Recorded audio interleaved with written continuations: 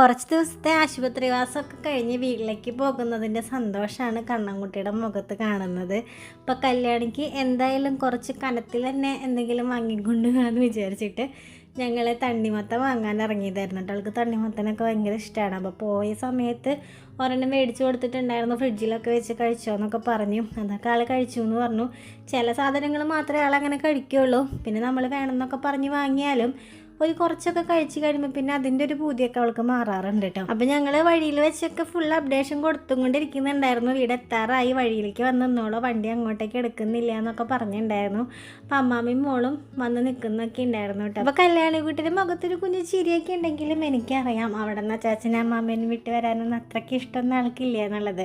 കാരണം ആളവിടെ ഇങ്ങനെ പറന്ന് നടക്കായിരുന്നു കേട്ടോ. അതുപോലെയായിരുന്നു ആളവിടെ ഭയങ്കര ഫ്രീഡോ, ആൾ ഭയങ്കരമായിട്ട് എൻജോയ് ചെയ്തിട്ടായിരുന്നു അവിടെ നിന്നിരുന്നത്. എനിക്ക് അവളുടെ ഓരോ വർത്തമാനങ്ങളിൽ നിന്ന് എനിക്കത് മനസ്സിലാവാറുണ്ട് കേട്ടോ. രാവിലെ തന്നെ അച്ഛൻ്റെ കൂടെ എണീറ്റ് പാല് വാങ്ങാൻ പോകല്, പിന്നെ അച്ഛൻ എങ്ങോട്ടെങ്കിലുമൊക്കെ പോവുകയാണെങ്കിലും വണ്ടിയിൽ കൊണ്ടുപോകും, പിന്നെ അമ്മാമ്മയുടെ കൂടെ ഇങ്ങനെ പാടത്തും പറമ്പിലൊക്കെ ആയിട്ട് വിലസി നടക്കലായിരുന്നു. അവിടെയുള്ള അയൽവക്കങ്ങളിലും ഒക്കെ പോവും, അങ്ങനെയൊക്കെ ആയിരുന്നു കേട്ടോ.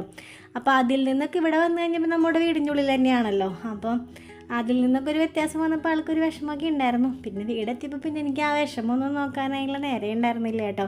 കുറേ പണികളുണ്ടായിരുന്നു. കാലൊക്കെ ഏന്തി വലിച്ചാണെങ്കിൽ കൂടെ ചേട്ടനും കൂടെ ഹെൽപ്പ് ചെയ്ത് ഞങ്ങൾ ഒരുവിധം പണികളൊക്കെ വേഗം തീർത്ത് ഒന്ന് കുളിച്ച് കഴിഞ്ഞപ്പോഴാണ് സുഖമായത്. നമ്മൾ അവിടെ ഹോസ്പിറ്റലിൽ 2 നേരം കുളിക്കാറുണ്ടെങ്കിലും വീട്ടിൽ വന്നിട്ട് ഒന്ന് കുളിക്കുമ്പോൾ കിട്ടുന്ന ഒരു സുഖം അതൊരു വേറെ സുഖം തന്നെയാണ്. അപ്പോൾ കണ്ണൻകുട്ടീനെയും ഒന്ന് കുളിപ്പിച്ചപ്പോൾ അവന് നല്ല സുഖമൊക്കെ. പിന്നെ അവൻ്റെ കയ്യിൽ സൂചി വെച്ചെടുത്ത ഒരു നീല കളറിൽ തിരിഞ്ഞ് നീര് വന്നൊക്കെ നിൽക്കുന്നുണ്ടായിരുന്നു. അപ്പോൾ കൈ അനക്കുമ്പോഴൊക്കെ നല്ല വേദന ഉണ്ടായിരുന്നു. അവന് ഇങ്ങനെ വളച്ച് തന്നെ പിടിക്കുകയായിരുന്നു, നീർത്തുമ്പോൾ ഭയങ്കര വേദനയൊക്കെ ആയിരുന്നു. അപ്പോൾ ഇത്തിരി ചൂടുവെള്ളമൊക്കെ വെച്ച് ആവി പിടിച്ചൊക്കെ കൊടുത്തു. അപ്പോൾ അവിടെ തൊടുമ്പോൾ നല്ല പെയിൻ ഉണ്ടാവും, അതെനിക്ക് മനസ്സിലാവുന്നുണ്ട്.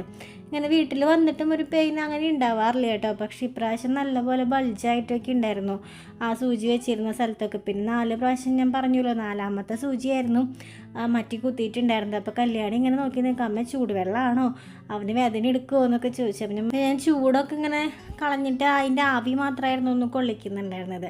പിന്നെ വൈകുന്നേരമായപ്പോൾ കല്യാണിയുടെ വകയായിട്ടോ ലഹള, ഭയങ്കര വിഷമം, കരച്ചിൽ, സങ്കടമായിരുന്നു. അമ്മാമ്മേനെ അച്ചാച്ചനെയും കാണണം എന്ന് പറഞ്ഞിട്ട് നൈറ്റിൽ തന്നെ ഒരുപാട് തവണ വീഡിയോ കോളൊക്കെ ചെയ്ത് അമ്മയെ കണ്ടു. എന്നാലും ആൾക്ക് അമ്മാമ്മേനെ കാണണം, അച്ചാച്ചനെ കാണണം എന്ന് പറഞ്ഞിട്ടുള്ള വിഷമമായിരുന്നു. അപ്പോൾ കണ്ണൻ ഇതൊക്കെ കേട്ടിട്ട് ഇങ്ങനെ എന്താ ഇവിടെ ആലോചിച്ച് കിടക്കായിരുന്നു കേട്ടോ. അപ്പോൾ ക്യാമറ ഓൺ ആയത് കണ്ടപ്പോഴാണ് ആളൊന്ന് ചിരിച്ചത്. അപ്പോൾ കൈ എപ്പോഴും ഇങ്ങനെ വളച്ചെന്നെ വെച്ചിരിക്കുകയാണ് കേട്ടോ. നിർത്തുമ്പോൾ നല്ല വേദന ഉണ്ടായിരുന്നു. പിന്നെ കല്യാണിക്കുട്ടി എന്നെയും കെട്ടിപ്പിടിച്ച് കിടന്നൊക്കെയാണ് ഉറങ്ങിയത്. അവൾ ഉറങ്ങിക്കഴിഞ്ഞിട്ടാണ് ഞാൻ എന്നിട്ട് കണ്ണൻകുട്ടിയുടെ അടുത്തേക്ക് മാറിയൊക്കെ കിടന്നത്. അങ്ങനെയൊന്നും അത്രയും നേരമൊന്നും അവൾക്ക് അറിയാറില്ല.